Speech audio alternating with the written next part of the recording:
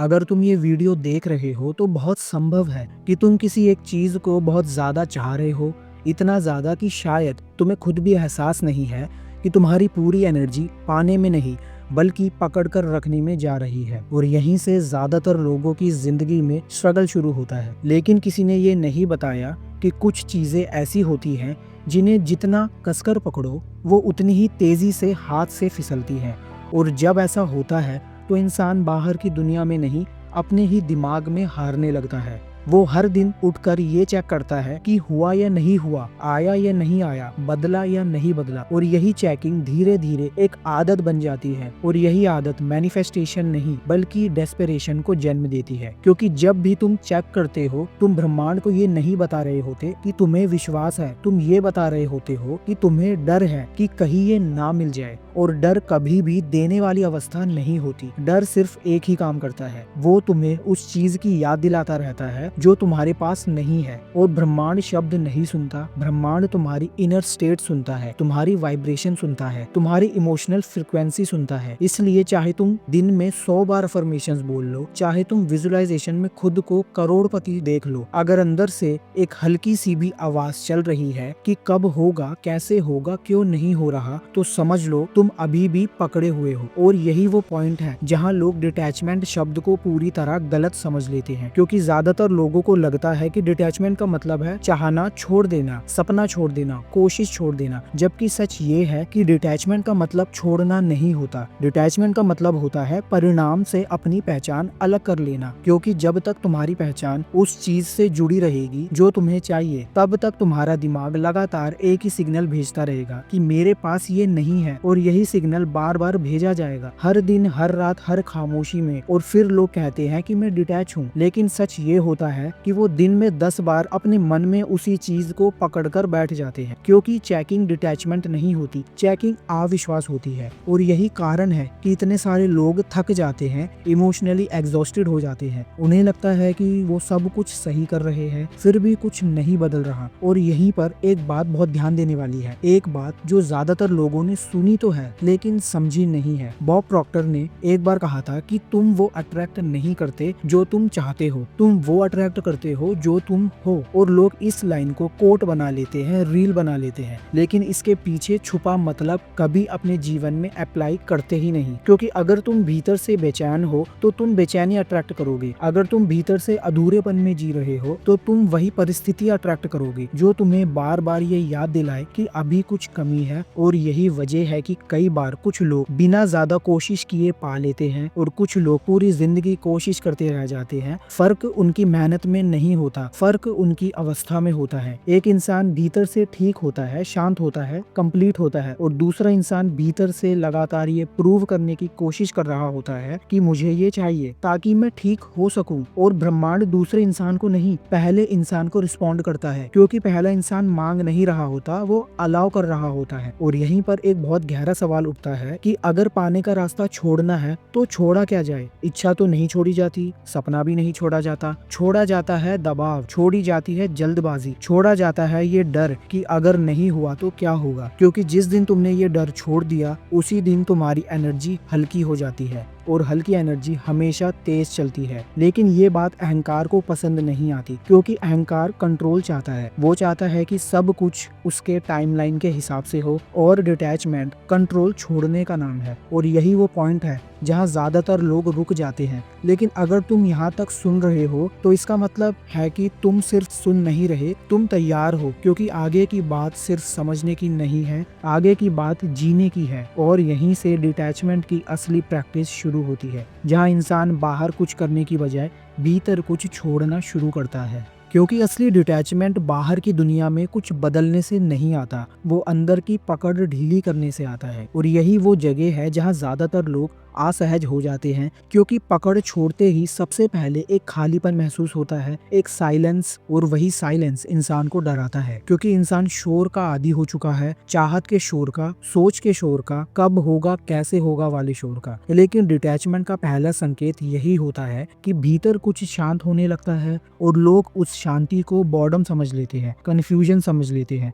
जबकि सच ये है कि वह शांति अलाइनमेंट की शुरुआत होती है। क्योंकि जब दिमाग बार बार बार भविष्य में भागना बंद करता है तभी वर्तमान में जगह बनती है। और मैनिफेस्टेशन कभी भी भविष्य में नहीं होती, मैनिफेस्टेशन हमेशा वर्तमान की अवस्था से निकलती है। इसलिए जब लोग कहते हैं कि कुछ मत करो तो उसका मतलब ये नहीं होता कि एक्शन छोड़ दो, उसका मतलब होता है कि मानसिक हस्तक्षेप बंद करो। हर चीज को कंट्रोल करने की आदत छोड़ो, क्योंकि जितना ज्यादा तुम कंट्रोल करने की कोशिश करते हो उतना ही तुम ये मान लेते हो कि बिना कंट्रोल के चीजें बिगड़ जाएंगी। और यही मान्यता सबसे बड़ा ब्लॉकेज बन जाती है, क्योंकि भरोसा वहीं खत्म हो जाता है जहाँ कंट्रोल शुरू होता है। और यही कारण है कि कई बार लोग सही एक्शन भी गलत स्टेट से करते हैं। वो काम तो कर रहे होते हैं लेकिन भीतर से ये प्रूव करने की कोशिश कर रहे होते हैं कि मुझे ये चाहिए वरना मैं अधूरा हूँ। और ब्रह्मांड उस एक्शन को नहीं सुनता, वो उस स्टेट को सुनता है जिससे एक्शन आ रहा है। इसलिए दो लोग एक जैसा काम करते हैं,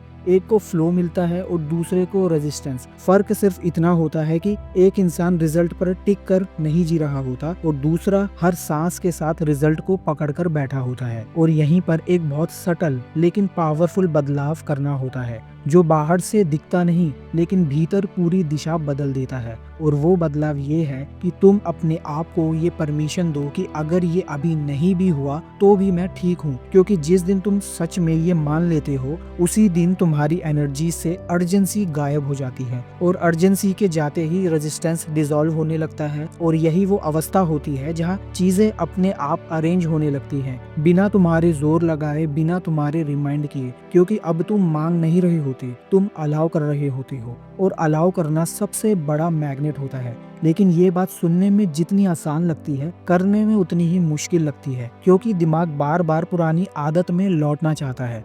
वो फिर पूछता है कब होगा, वो फिर देखता है दूसरों की जिंदगी, फिर कंपैरिजन करता है। और यही वो मोमेंट्स होते हैं जहाँ असली प्रैक्टिस शुरू होती है। क्योंकि डिटैचमेंट कोई एक दिन का फैसला नहीं होता, डिटैचमेंट एक रोज की इनर डिसिप्लिन होती है। हर बार जब दिमाग भागता है तुम उसे जेंटली वापस लाते हो, बिना गुस्से के, बिना जजमेंट के, बस ये याद दिलाते हुए कि अब सब ठीक है, अभी कुछ साबित नहीं करना। और धीरे धीरे जब ये रिपीटिशन बन जाती है तो एक अजीब सी चीज होने लगती है। तुम वही चाहते हो लेकिन उसकी पकड़ कम हो जाती है। और यही वो पैराडॉक्स है जिसे ज्यादातर लोग समझते ही नहीं, कि इच्छा खत्म नहीं होती, डिपेंडेंसी खत्म होती है। और डिपेंडेंसी के खत्म होते ही अट्रैक्शन की क्वालिटी बदल जाती है। क्योंकि जब तुम उस चीज को पाने के लिए नहीं जी रहे होते, तुम उस अवस्था से जी रहे होते हो जहाँ वो चीज नेचुरली फिट बैठती है।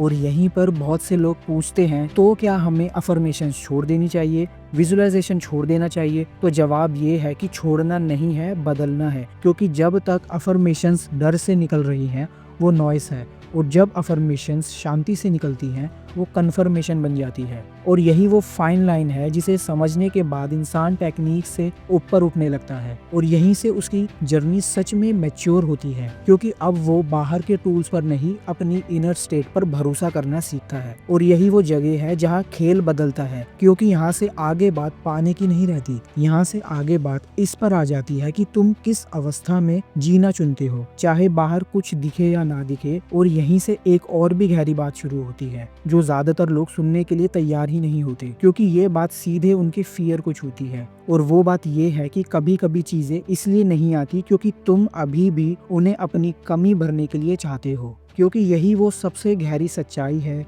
इस बात को ध्यान से समझना। वो सोचता है कि जब ये मिल जाएगा तब मैं शांत हो जाऊंगा, तब मैं कॉन्फिडेंट हो जाऊंगा, तब मैं कंप्लीट फील करूंगा। और यही सोच सबसे बड़ा जाल बन जाती है, क्योंकि जिस चीज को तुम अपनी शांति की शर्त बना लेते हो वो चीज तुम्हारे ऊपर पावर ले लेती है। और जहाँ पावर चली जाती है वहाँ डिटैचमेंट संभव ही नहीं होता। इसीलिए डीपेस्ट डिटैचमेंट का मतलब किसी इच्छा को मार देना नहीं होता।